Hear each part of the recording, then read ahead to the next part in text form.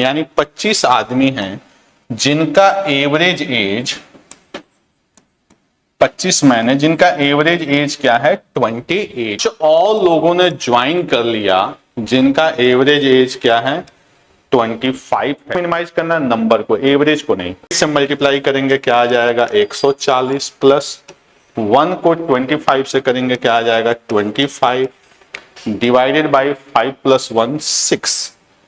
इसको डिवाइड कर दिए 6 दूनी 12 4 5 6 7 42 3 बचा 6 पंजे 30। यानी आपका जो आंसर होगा वो क्या हो जाएगा 27.5 जो है वो टैंक को फिल कर रहा है 10 आवर्स में और बी जो है वो फिल कर रहा है कितने आवर्स में भाई 16 आवर्स। इसकी एफिशिएंसी क्या हो जाएगी 8 लीटर्स पर आवर।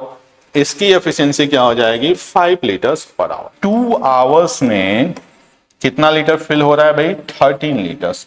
12 आवर्स में कितना हो गया आपका 78 लीटर। के लिए कौन आएगा फिर से बी आएगा। बी की एफिशिएंसी कितनी है 5 यानी 2/5 आवर्स और लगेगा। पहले कितना लग रहा था भाई 12 आवर्स, तो जो फर्स्ट वाला ऑप्शन है वही आपका क्या है 12 होल 2/5 आवर्स।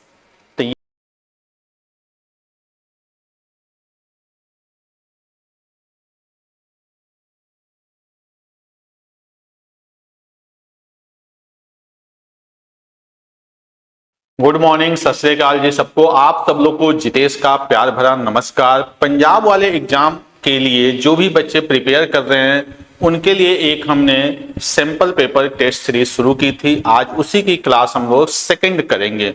लास्ट क्लास में मैंने 15 क्वेश्चन कराए थे। आज की भी क्लास में हम लोग 10 to 15 क्वेश्चंस करेंगे अलग अलग टाइप के। तो समय को व्यर्थ ना करते हुए आज की क्लास स्टार्ट करते हैं। ये सीरीज कहीं ना कहीं आपके लिए फायदेमंद होने वाली है अगर आपका कंप्लीट कॉन्सेप्ट क्या है क्लियर है। जिन बच्चों का कॉन्सेप्ट नहीं क्लियर है वो प्लेलिस्ट से हर चैप्टर्स के वीडियोज पड़े हुए हैं, वहां से आप देख सकते हैं। जो लोग चैनल पे नए हैं वो चैनल को जरूर सब्सक्राइब करें ताकि आगे आने वाले समय में और भी आपको वीडियोज मिलती रहें। तो आज की क्लास स्टार्ट करते हैं। पहला क्वेश्चन जो आपके स्क्रीन पे है वो ये रहा। मैंने लास्ट क्लास में बताया था कि हमें क्वेश्चन को प्रॉपर पढ़ना है, उसके बाद से समझना है, फिर सॉल्व करना है। जैसे कह रहा है the average age of 25 man यानी 25 आदमी हैं जिनका एवरेज एज 25 मैन है जिनका एवरेज एज क्या है 28 है। क्लियर। कह रहा है 5 और लोगों ने ज्वाइन कर लिया जिनका एवरेज एज क्या है 25 है। तो आपसे पूछा जा रहा है कि पूरे ग्रुप का एवरेज क्या होगा। क्लियर।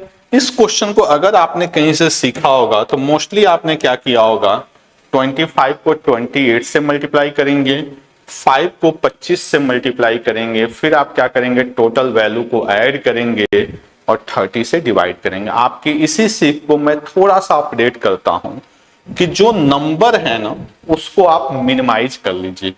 यानी इसको कर लीजिए 1, इसको कर लीजिए 5। किसको मिनिमाइज करना है नंबर को, एवरेज को नहीं। सेम वही काम कर लीजिए। 5 को 28 से मल्टीप्लाई करेंगे क्या आ जाएगा 140 प्लस 1 को 25 से करेंगे क्या आ जाएगा 25 डिवाइडेड बाई 5 प्लस 1 6 यानी 165 बाई 6। इसको डिवाइड कर दिए 6 दूनी 12 4 5 6 7 42 3 बचा 6 पंजे 30। यानी आपका जो आंसर होगा वो क्या हो जाएगा 27.5।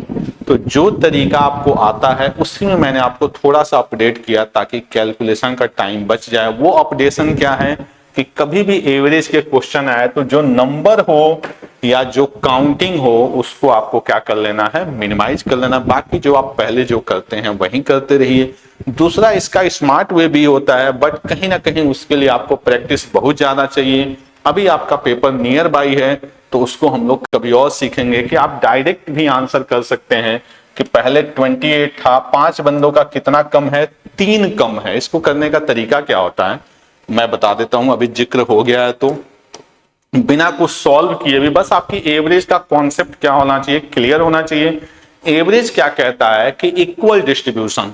तो पहले से बंदे कितने थे 25 और वो कितने के थे 28 के। जो 5 नए बंदे आए हैं वो कितने के आए हैं 25 के, यानी सबकी वैल्यू कितनी कम है 3 कम है। 28 से 25 कितनी कम है 3 कम है, यानी ऑलरेडी हम किस में हैं -3 में हैं। और ऐसे कितने बंदे हैं 5 बंदे हैं, तो टोटल कमी कितने की है भाई -15 की।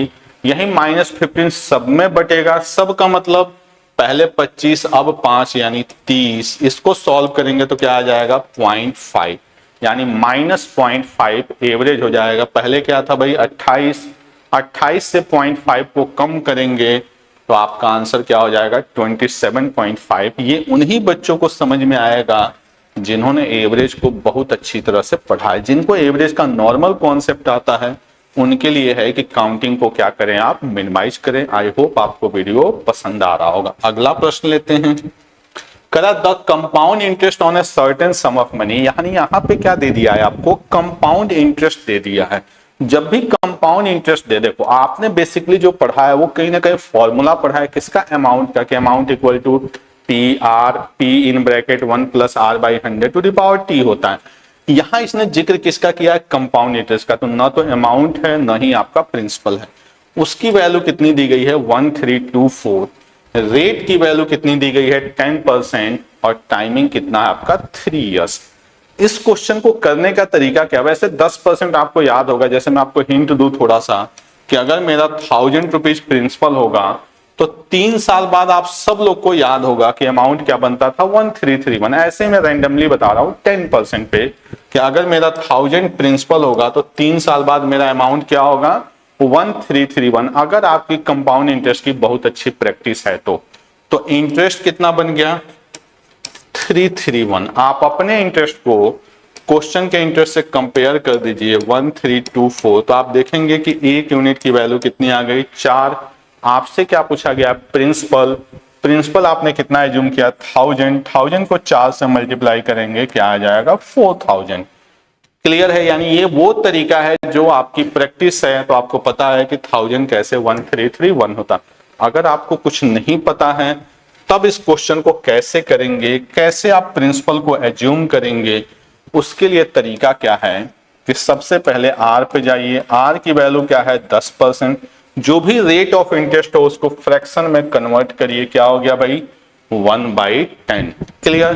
क्वेश्चन कितने साल का है, तो आप देख रहे हैं कि जो क्वेश्चन है वो कितने साल का है 3 साल का है, तो इसका उतना पावर ले लीजिए। तो अगर आप 1000 का 10 का पावर 3 लेंगे तो वैल्यू क्या हो जाएगी 1000, यानी मेरा प्रिंसिपल क्या हो जाएगा 1000। यानी ये मैंने आपको सिखाया कि कैसे प्रिंसिपल को एज्यूम करना है। जब प्रिंसिपल 1000 हो गया तो आप सब लोग पता है 10% मतलब ये क्या होता है 100। ये स्ट्रक्चर ऑलरेडी मैंने कई बार बताया 10 20 और ये क्या होता है एक टोटल ऐड करेंगे तो 331 आपका क्या बन गया कंपाउंड इंटरेस्ट। ये 3 साल का स्ट्रक्चर सबको बनाना आता है। 331 की वैल्यू 1324 तो 1000 की वैल्यू 4000। यानी जिन बच्चों को कंपाउंड इंटरेस्ट बहुत अच्छी तरह से आता होगा उनको ये भी पता होगा कि यार ये चीज होती है, उनके लिए डायरेक्ट है। जिनको नहीं आता है उनके लिए मैंने पूरा सॉल्व कर लिया, फॉर्मूले पे जाने की जरूरत नहीं है। कहता list the price of a bike is 15% more than. List price का मतलब क्या हो गया मार्क प्राइस या कह सकते हैं आपका लेवल प्राइस या टैग प्राइस। तो इसका आपने पढ़ा होगा कि CP by MRP equal to क्या होता है 100 माइनस, जिन लोगों ने नहीं पढ़ा वो लिख ले, कि जब भी सीपी बाई एमआरपी की बात किया जाएगा तो ये होता है 100 माइनस डिस्काउंट परसेंटेज और ये क्या होता है भाई 100 प्लस प्रॉफिट परसेंटेज। ये भी आपको पता होना चाहिए, कई बार क्वेश्चन में इसकी जरूरत पड़ जाती है जब सीपी और एमआरपी में रिलेशन पूछा जाए। अपने क्वेश्चन पे आते हैं, क्या कह रहा है, करा list the price of A bike is 15% more than it's cost price. यानी अगर आपको ये नहीं भी आता है तो आपने क्या किया, मान लो 100 रुपए की बाइक थी तो उसको 15% ज्यादा यानी कितना कर दिया आपने 115 कर दिया। यानी अभी मुझे 15% का फायदा होगा अगर मैं 15% ज्यादा कर दूंगा। आगे क्या कह रहा है कि 20% का क्या दे दिया डिस्काउंट, तो 20% डिस्काउंट मतलब भाई 80/100। इसको अगर मैं सॉल्व करूं तो क्या बन जाएगा ये 4/5 और 5 से इसको कट करूं तो क्या हो जाएगा 23। बहुत सारे बच्चे 4 से इसको कट करेंगे, कट नहीं करना मैं बताता हूं।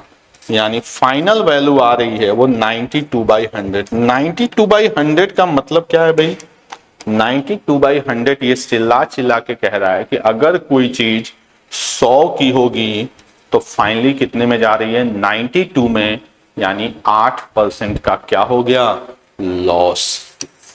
क्लियर? तो क्वेश्चन में आपसे पूछा गया है उसको प्रॉफिट या लॉस कितने परसेंट का होगा, तो आपका आंसर क्या आ जाएगा? 8% का क्या होगा? लॉस होगा। क्वेश्चन समझ में आ रहा है तो वीडियो को लाइक जरूर करें, अपने दोस्तों को भी शेयर करें ताकि आपका भी भला हो, सबका भला हो। अगला प्रश्न लेते हैं। करा A is 25% more than B, यानी A जो है वो B से 25% ज्यादा है। B is 40% less than C, B जो है वो C से क्या है? 40% कम है। यानी A की कहानी किससे कह रहा है? B से। B की कहानी किससे कह रहा है? C से। If C is 30% more than D, C की कहानी किस पे ले गया भाई? D पे। क्या बात है? Then by what percentage is A less than D, यानी A और D को रिलेट कर रहा है। कहानी शुरू हुई D से A पे जा रही है तो शुरू कर लेते हैं। मान लो D था, ठीक है, तो D से आप किस पे जाएंगे? C पे जाएंगे। एक एक स्टेप चलते हैं। कह रहा है C is 30% more than D, तो 30% मोर का मतलब 130/100। अब हम कहां पे पहुंच चुके हैं? C पे। C से किस पे जाएंगे? B पे। अलग अलग कलर में जाते हैं। B is 40% less than C, 40% less का मतलब भाई 60%। आप कहां पे पहुंच गए? B पे। अब कहां जाना है? A पे। A is 25% more than B, 25% मोर का मतलब भाई 125% ऑफ 100, यानी हम फाइनली कहां पे आ गए? A पे। क्लियर? क्वेश्चन जो पूछा गया वो A और D में रिलेशन पूछा गया। फिलहाल इसको थोड़ा सा छोटा करते हैं, बहुत बड़ा ये दिख रहा है। उड़ाते हैं इसको। 3 5 5 4 5 5 0 0, और कुछ कटने वाला है नहीं। थोड़ा सा इसको लिखते हैं। D into 13/10 into 3/4 equal to A। Clear? Question में आगे क्या पूछा गया है? Then by what percentage is A less than D। तो इसको थोड़ा सा इधर सिंप्लीफाई करते हैं। तो आप देखिए कि 39/40 इक्वल टू A/D। अब देखिए D के सामने वैल्यू क्या है भाई? 40। A के सामने क्या है? 39। तो A 40 से कितना कम है? तो आप कहेंगे सर 1। कंपेयर किससे करना है? 40 से इंटू 100। इसको जब आप सॉल्व करेंगे तो क्या आ जाएगा? 2.5%। यानी यही एकदम सिंपल सा क्वेश्चन था, बस आपको वैल्यू लिखनी थी, कटकुट करना था, इतना तो आपको बेसिक आता है।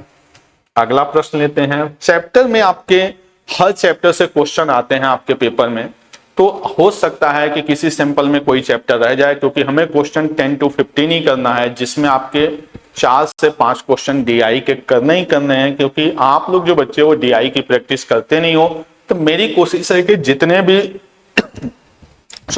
जितने भी आपके सैंपल कराए जाएं उसमें कम से कम 4 से 5 क्वेश्चन DI के कराए जाएं।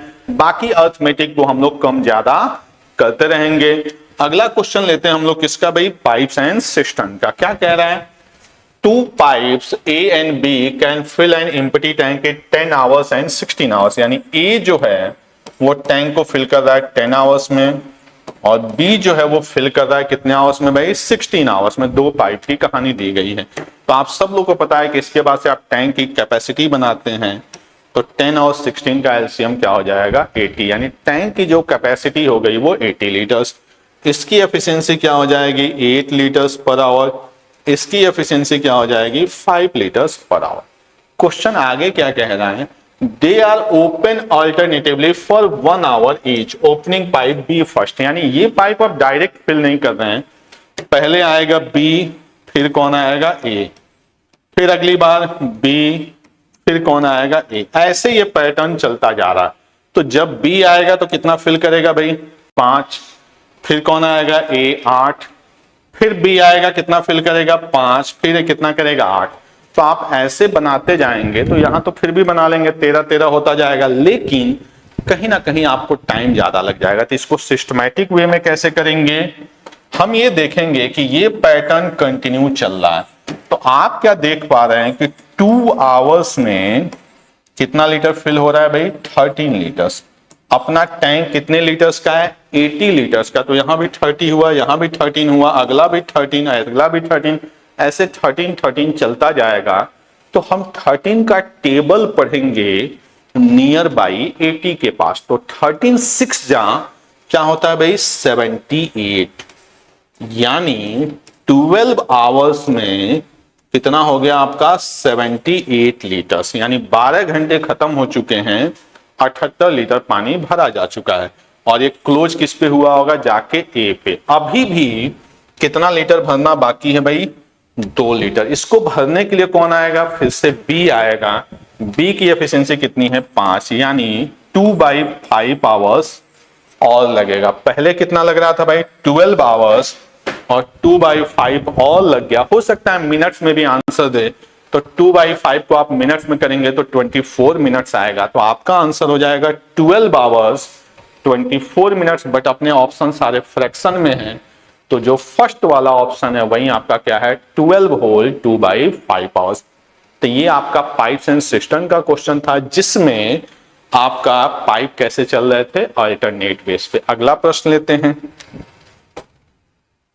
करा 7 ईयर्स एगो। एजेज भी आपका एग्जाम का, स्टेट एग्जाम का बड़ा फेवरेट टॉपिक होता है। इसको आप रेशियो से भी कर सकते हैं। एवरेज के भी क्वेश्चन एजेज में पूछे जाते हैं। यहां फिलहाल आपका जो क्वेश्चन है वो कहीं ना कहीं आपका किसका है? रेशियो का। करा 7 ईयर्स एगो। तो 7 ईयर्स एगो तो मेरा तरीका होता है ऐसे लिख लीजिए, -7 शॉर्टकट में। The ratio of ages of A and B 2:3। यानी ए और बी की एजेज का रेशियो क्या था? 2:3। 7 साल पहले। 3 ईयर्स हेंस मतलब 3 साल बाद। तो इसको मैंने लिख लिया क्या भाई? +3। ठीक है। अब जो रेशियो वो क्या है? 5:7। अब ये है कि मैं एक कहानी बता रहा हूं 7 साल पहले और एक कहानी बता रहा हूं 3 साल बाद। तो आप सब लोग को समझ में आ गया होगा कि गैप कितने साल का हो गया? 10 साल का। क्लियर? यानी यहां पे जो वैल्यू एग्जिस्ट करेगी वो कितनी करेगी? 10 ईयर्स। तो यहां भी गैप 10 का होगा, यहां भी गैप 10 का होगा साल में। बट आप देख पा रहे हैं कि यहां पे गैप कितने यूनिट का है? 3 यूनिट का। और यहां पे गैप कितने यूनिट का है? 4 यूनिट का। क्योंकि ए और बी की एज चाहे जो भी हो, 10 साल में दोनों की वैल्यू तो सेम बढ़ेगी। ऐसा तो हो नहीं सकता कि आने वाले 10 साल में आप 10 बढ़े और आपकी पड़ोसन जो है वो आपकी 8 बढ़े, या आपका पड़ोसी 6 बढ़े। नहीं भाई, होगा क्या कि आने वाले टाइम में आपका, अगर आपकी एज 10 साल बढ़ेगी तो सामने वाले की भी एज क्या होगी? 10 साल बढ़ेगी। तो यहां पे जब गैप सेम नहीं है तो आपको एक छोटी सी चीज सीखनी है कि जब भी ऊपर नीचे का गैप सेम ना हो, आप दाएं बाएं का गैप सेम कर लीजिए। क्लियर? यानी जब भी अप डाउन का गैप सेम ना हो, जैसे यहां पे गैप कितने का है? 4 का, यहां पे गैप कितने का है? 3 का। अगर ये गैप सेम ना हो तो आप क्या करिए भाई? इधर का गैप सेम कर लीजिए। तो 2 और 3 का गैप 1, 5 और 7 का गैप 2। इसको 2 के साथ क्या कर देंगे हम? मल्टीप्लाई। तो जब 2 के साथ मल्टीप्लाई करेंगे तो फिर से मैं लिख देता हूं 2 2 जा 4, 2 3 जा 6। किसी भी रेशियो को मल्टीप्लाई किया जा सकता है। ये क्या हो गया? 5 और ये 7। अब आप ध्यान से देखेंगे तो यहां पे भी गैप कितने का है? 1 का। यहां पे भी गैप कितने का है? 1 का। और इस 1 की वैल्यू कितनी है भाई? 10 ईयर्स। तो आपसे क्या पूछा गया? The sum of their present age. तो ये वैल्यू 7 साल पहले की है और ये वैल्यू 3 साल बाद की है। तो आप कहीं से भी जा सकते हैं। तो इसकी वैल्यू क्या हो जाएगी? 50, इसकी वैल्यू 70। तो आपकी 3 साल बाद एज 50 है, तो प्रेजेंट एज 47, यहां पे प्रेजेंट एज 67, दोनों को ऐड करना है, यानी क्या आ जाएगा? 114 ईयर्स। क्लियर? एक तरीका आपका ये था। दूसरा, आप वेरिएबल के साथ जा सकते थे, जिसका मैं स्ट्रक्चर आपको बता देता हूं। कह रहा 7 साल पहले ए और बी, तो ए को आपने मान लिया 2x, बी को आपने मान लिया 3x।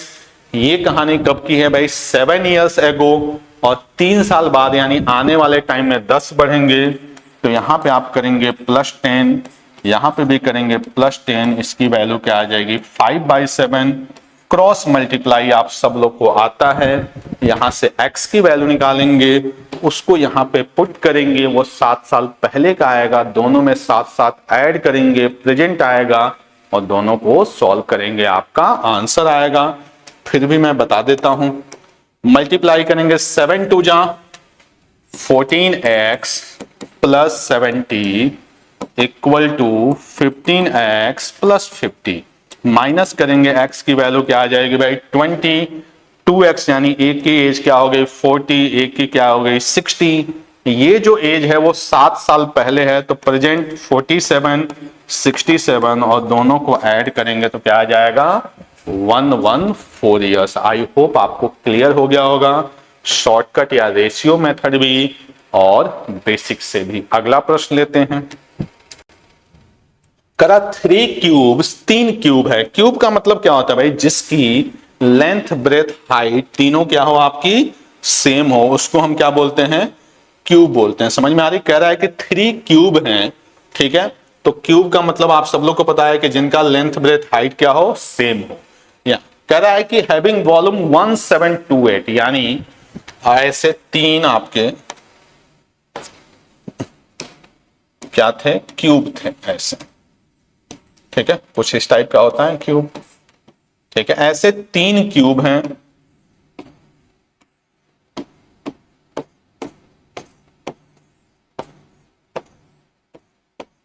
ठीक है। इनका जो वॉल्यूम दिया गया है, क्यूब का जो वॉल्यूम होता है वो क्या होता है भाई साइड का क्यूब, इसकी वैल्यू दी गई है 1728। तो ए की वैल्यू 1728 क्या होता है 12 का क्यूब होता है, यानी हर एक क्यूब की जो साइड होगी वो क्या हो जाएगी 12 हो जाएगी। आगे क्या कह रहा है क्वेश्चन, ध्यान से देखिए। आर प्लेस्ड वन एबव, यानी सबको एक दूसरे के ऊपर रख दिया गया। जैसे यहां पे मैं डायग्राम बनाने की कोशिश कर रहा हूं, अगर बन जाए तो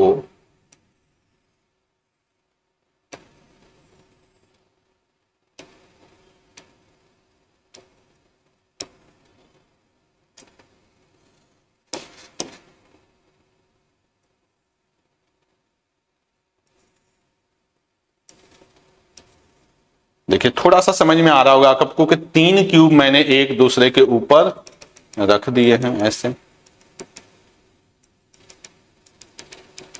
ठीक है। ये देखिए समझने के लिए इतना काफी है कि 3 क्यूब एक दूसरे के ऊपर रखे गए। अब ये कह रहा है कि जो नया डायग्राम बना है इसका आप क्या फाइंड आउट करिए सरफेस एरिया। अब देखिए 2 तरीके हैं, एक तरीका वो जो आपको आसानी से समझ में आएगा कि इसकी ये साइड तो 12 रह जाएगी, ये वाली साइड भी 12 रह जाएगी, लेकिन ये वाली जो साइड है वो क्या हो जाएगी 36, यानी ये एक तरह का क्या बन गया क्यूबॉइड। क्यूबॉइड में लेंथ कितनी हो गई 36, कुछ भी मान लीजिए, ब्रेथ कितना हो गया 12 और हाइट कितना हो गया 12, और क्यूबॉइड का टोटल सरफेस एरिया आप सब लोग को पता है 2LB plus BH plus HL। 2LB यानी 36 इंटू 12 हो गया 3 14 42 4 3 12, कर लीजिए यहाँ पे 12 6 72 12 3 36 और 7 43 432 प्लस BH 144 प्लस HL 432। इसको सॉल्व करिए, 432 आपका हो गया 864। 864 को अगर हम 144 के साथ ऐड करेंगे तो 864 प्लस 4 4 8 6 4 10 0 और 8 1 9 10 1008, और इसको 2 के साथ मल्टीप्लाई करेंगे तो ये आ जाएगा 2016, यानी जो इसका सरफेस एरिया आएगा वो आएगा 2016। एक तो तरीका ये हुआ कि हमने पूरा का पूरा क्या किया इसको सॉल्व किया। दूसरा है कि अगर आप इसको प्रैक्टिकली देखें तो जो नीचे वाला क्यूब है, अगर मैं इनको ज्वाइंट करके एक क्यूब बना रहा हूं, क्यूबॉइड बना रहा हूं, तो नीचे वाला जो क्यूब है इसके 5 फेस आपको दिख रहे होंगे, क्योंकि ये वाला जो इसका फेस है वो इसके साथ अटैच है, यानी इस वाले क्यूब के कितने फेस हैं 5, इस वाले क्यूब के कितने फेस हैं 4, इस वाले क्यूब के कितने फेस हैं भाई 5, यानी टोटल कितने फेस हो रहे हैं तो आप देख पाएंगे कि 14 फेस हो रहे हैं। और एक फेस का जो एरिया है अगर आप उसको ध्यान से देख पाए तो 12 इंटू 12 कितना है 144। अगर मैं इनको मल्टीप्लाई कर दूं तब भी मेरा आंसर यहां से आ जाएगा 14 चौके 56, 14 चौके 56, 5 61 और 14 एकम 14 और 6 20, यानी तब भी आपका सरफेस एरिया क्या हो जाएगा 2016। इसको एक बार और मैं समझाता हूं कि अगर मैं एक क्यूब और दूसरा क्यूब अटैच करूंगा तो इस क्यूब के 5 फेस दिखेंगे, ये वाला इस पार्ट के साथ अटैच हो जाएगा, लेकिन जो सेंटर वाला क्यूब होगा उसके सिर्फ 4 फेस दिखेंगे, ये वाला इसके साथ अटैच है और ये वाला इसके साथ अटैच है, यानी टोटल जो फेस बनेंगे वो पहले वाले के 5, इसके 4, इसके 5, यानी टोटल फेस कितने बन गए 14। और एक फेस ये 12 बाई 12 का है, यानी कितना हो गया 144, और इसको हमने 14 के साथ क्या कर दिया मल्टीप्लाई। क्लियर। तो ये क्वेश्चन आपका था मेंसुरेशन का। अगला प्रश्न जो है वो सिंप्लीफिकेशन में आइडेंटिटी का है। आप सब लोग को पता है, बस इसमें छोटा सा चेंज है। आप ध्यान से देखिए तो 5.75 5.75 और यहां पे क्या है 57.5 है, बस एक पॉइंट का फर्क है, उसको समझना जरूरी है। अगर ये पॉइंट यहां पे आएगा तो नीचे क्या लेके आएगा 10, ये पॉइंट यहां पे आएगा तो नीचे क्या लेके आएगा 10, ऐसे ही ये भी क्या लेके आएगा 10, ये भी क्या लेके आएगा 10, ये भी क्या लेके आएगा 10 और ये भी क्या लेके आएगा 10। इस बात को आप समझ पा रहे हो कि अगर मैं पॉइंट को ऊपर वाले में होना था, मैंने नीचे लिख दिया, ठीक है। अगर ये पॉइंट को मैं यहां शिफ्ट करूं इसके बराबर तो नीचे क्या आएगा 10, यहां पे भी नीचे क्या आएगा 10। अगर इस पॉइंट को यहां शिफ्ट किया जाए इस पॉइंट को यहां, यानी हर जगह नीचे क्या आएगा 100। यानी अगर मैं डायरेक्ट 1/100 को बाहर लिख लूं तो ऊपर वाला भी बन जाएगा मेरा 57.5 into 57.5 into 57.5 plus 3.25 into 3.25 into 3.25। Clear.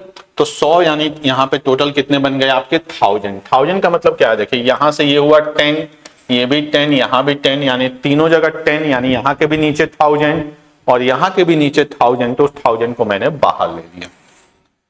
इसकी मैं बात करूं तो सेम है, कुछ करने की जरूरत नहीं है। अब आप ध्यान से देखिए तो नीचे वाला पार्ट क्या है 57.5 प्लस 32.5 इंटू 57.5 माइनस 57.5 32.5। तो आप ऊपर देखेंगे तो क्या बन रहा है ए क्यूब प्लस बी क्यूब। नीचे ध्यान से देखेंगे तो क्या बन रहा है भाई A square plus B square minus A B. आप सब ने एक आइडेंटिटी पढ़ी होगी कि A cube plus B cube जो होता है वो क्या होता है भाई A plus B in bracket A square plus B square minus A B.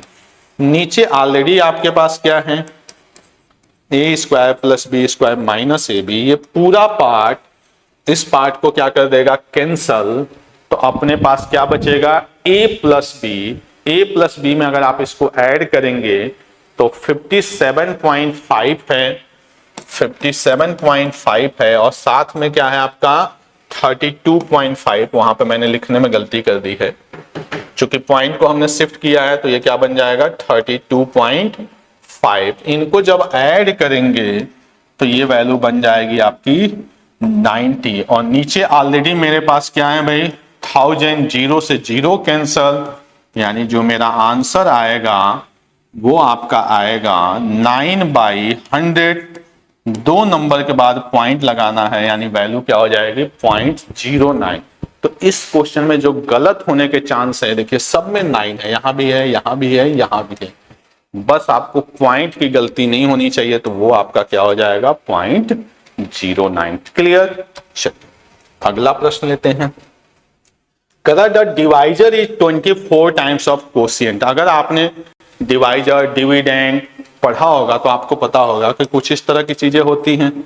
जो यहां पे आता है वो आपका क्या आता है डिवाइजर, यहां जो होता है वो क्या होता है डिविडेंड, जो नीचे बचता है वो क्या होता है रिमाइंडर, और जितने टाइम्स में हम डिवाइड करते हैं वो क्या होता है आपका कोशिएंट। क्लियर। कदा द डिवाइजर एक रिलेशन भी होता है इनमें कि जो डिविडेंड होता है वो divisor into quotient plus remainder, ये सब लोग को पता है। कह रहा the divisor is 24 times the quotient, यानी जो डिवाइजर है वो है भाई 24 times of quotient and 8 times the remainder, यानी जो डिवाइजर है वो क्या है भाई 8 times of remainder. Clear? Divisor quotient का 24 टाइम्स है और यही डिवाइजर रिमाइंडर का 8 टाइम्स है। कह रहा द कोशिएंट इज 18, कोशिएंट क्या है 18 है, यानी अगर मैं लिखूं डिवाइजर इक्वल टू तो 24 इंटू 18, ये मेरा हो गया क्या डिवाइजर, क्योंकि कोशिएंट कितना है मेरे पास 18 है। तो डिवाइजर की वैल्यू हो जाएगी 18 चौके 72, 18 दूनी 36 और 7 43। क्लियर? ये बन गया आपका। अब यहां पे अगर मैं डिवाइजर की वैल्यू लिख दूं 432 8 आर, तो यहां से जो रिमाइंडर आएगा वो आ जाएगा 8 पंजे 40, 8 चौके 32, 54। यानी मेरे पास डिवाइजर आ गया। डिवाइजर को स्मॉल डी लिख लेते हैं, ज्यादा समझ में आएगा, क्योंकि यहां पे भी डिवाइजर को हमने क्या लिखा है स्मॉल डी। ठीक है? पूछा क्या गया then the dividend, dividend equal to आपने क्या पढ़ा डिवाइजर, तो डिवाइजर अभी हमने कितना निकाला है 432 इंटू कोशिएंट, ये तो 4th 5th क्लास में आप सब लोग ने पढ़ा होगा। कोशिएंट की वैल्यू अपने पास कितनी आई है, कोशिएंट ऑलरेडी दिया हुआ है 18 प्लस रिमाइंडर कितना आया है 54, इसी को सॉल्व करना है। 18 दूनी 36, 18 तिया 54, 3 57, 18 चौक 72, 5 77 और इसमें 54 को ऐड कर देना है। 10 5 7 12 1 13 7 1 8 7 8 3 0 आपका क्या हो जाएगा आंसर। क्लियर? तो ये आपका क्वेश्चन था। कह सकते हैं कि आपका डिविजिबिलिटी रूल तो नहीं, लेकिन डिविजिबिलिटी से रिलेटेड क्वेश्चन था। ऐसे भी क्वेश्चन आपके पेपर में आते हैं। अगला क्वेश्चन देखते हैं, द नंबर ऑफ फैक्टर्स। ये मैंने थोड़ा सा एक्स्ट्रा क्वेश्चन लिया हुआ है, हो सकता है आने वाले एग्जाम में ऐसे क्वेश्चन पूछे जाए कि नंबर ऑफ फैक्टर्स क्या होगा। तो नंबर ऑफ फैक्टर्स निकालने का तरीका क्या है कि जो भी नंबर दिया गया है उसका आप करें प्राइम फैक्टराइजेशन। प्राइम फैक्टराइजेशन का मतलब क्या है, पहले बचपन से पढ़ते आ रहे हैं कि पहले 2 से डिवाइड करते हैं, 3 से, 5 से, 7 से, यानी प्राइम नंबर से। वही काम करना आपको। 2 1800, फिर 2 से किया 900, फिर 2 से किया 450, फिर 2 से किया 225, फिर किससे करेंगे 3 से 75, फिर 3 से 25, फिर 5 से। इतनी बातें आप सब लोग को आती होगी।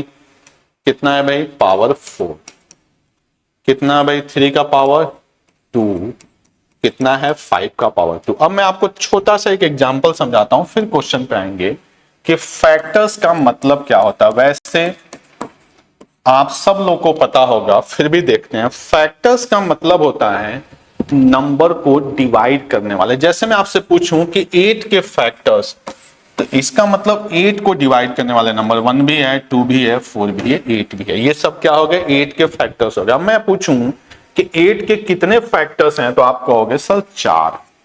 छोटा नंबर है, लेकिन इतने बड़े नंबर को तो 1 भी करेगा, 2 भी करेगा, 3 भी करेगा, 4 भी करेगा, 5 भी करेगा।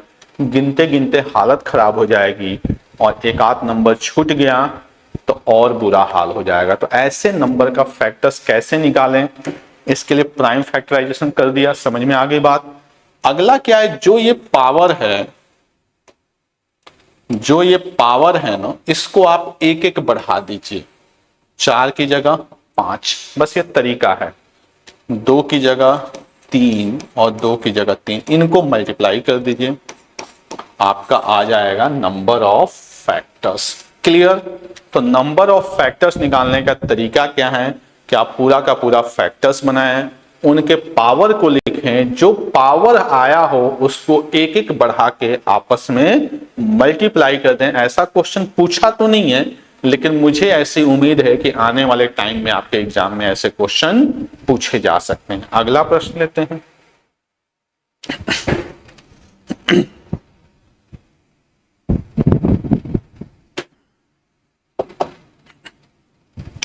लास्ट क्वेश्चन पे हम लोग आ गए जहां पे हम लोग डीआई को डिस्कस करेंगे। कल की क्लास में हमने टेबल वाली डीआई देखी थी, आज की क्लास में हम लोग पाई चार्ट देखेंगे। मैंने पहले भी आपको समझाया है कि अगर गलती से आप ऐसा करते हैं कि सारा का सारा डाटा निकाल लेते हैं तो ये आपकी बेवकूफ़ी है, ऐसा नहीं करना। आप 8 से 10 दिन मेरे साथ दीजिए, आपको हर क्लास में मैं एक डीआई सिखाऊंगा और आपको लगता है कि यार डीआई बड़ा कैलकुलेटिव है तो ये गलतफहमी आपकी दूर हो जाएगी। जैसे आज ही का क्वेश्चन है, कह रहा है कि given the graphs of the percentage of watches manufacture by a company, मतलब ये टोटल वॉच कितनी है भाई, 1000 है जो अलग अलग कंपनी में डिस्ट्रीब्यूट हुआ है कि Rado 10%, Casio 20%, Titan 15%, Sonata 25%, Timex 10% और फोसिल कितना है आपका 20%।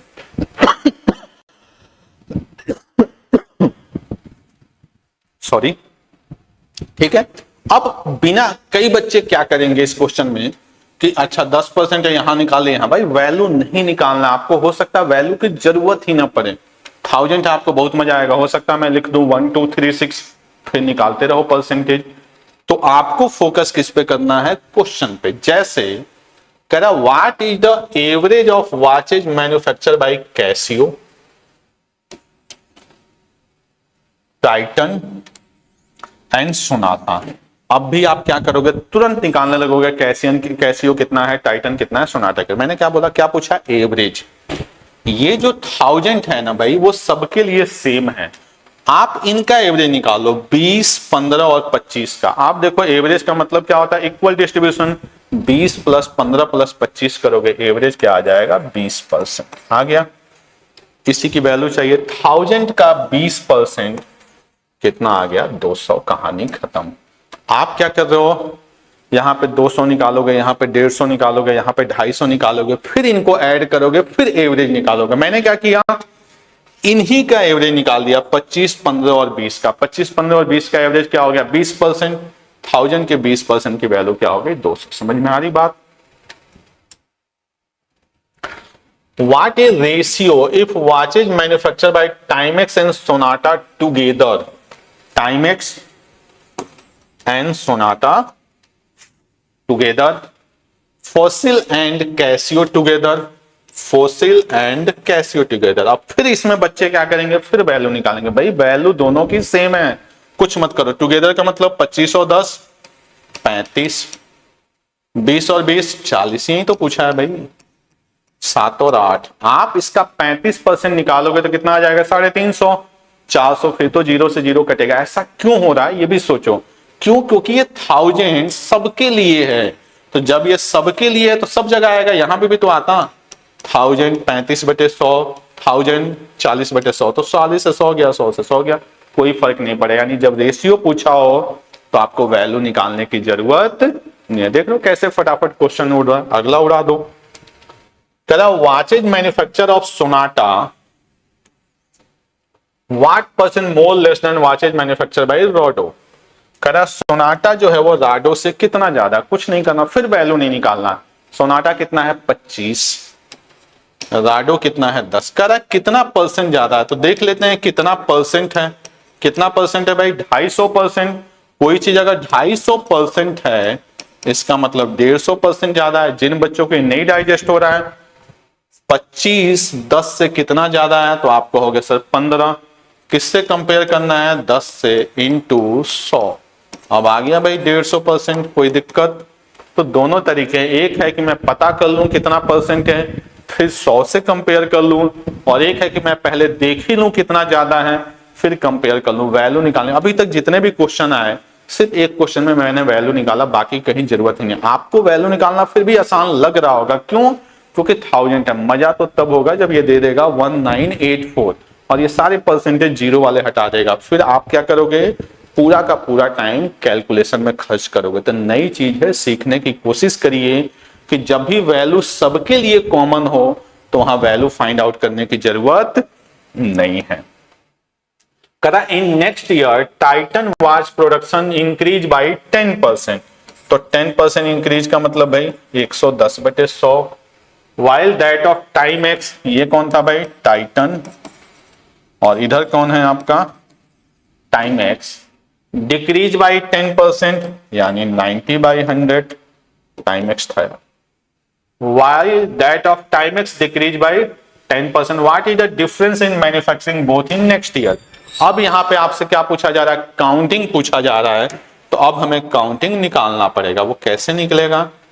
टाइटन 10% बढ़ गया, तो सबसे पहले आप टाइटन पे आइए।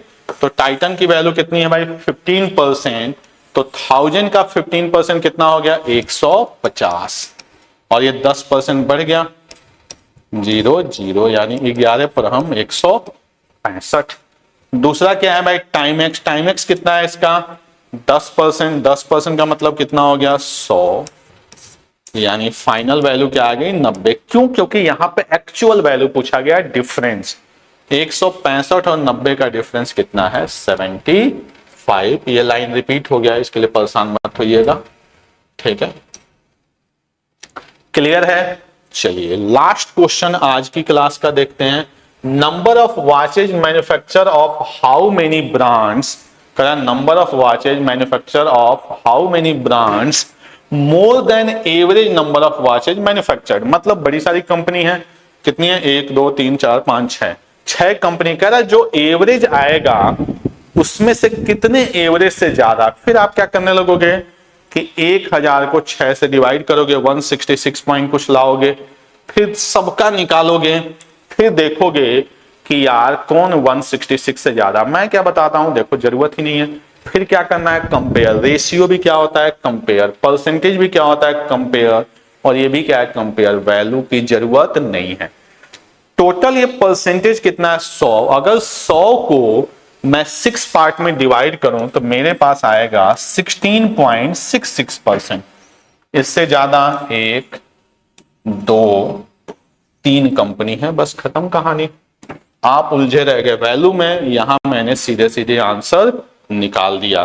तो अगर थोड़ा बहुत भी आपको मजा आ रहा होगा, कुछ नई चीज सीखने को मिल रही है, वीडियो आपके लिए फायदेमंद है, तो लाइक और शेयर जरूर करें। चैनल पे नए हैं तो इसको सब्सक्राइब करें, ताकि हम भी आपके लिए बेहतर मेहनत कर सके। मिलते हैं अगले क्लास में, अपना ख्याल रखें।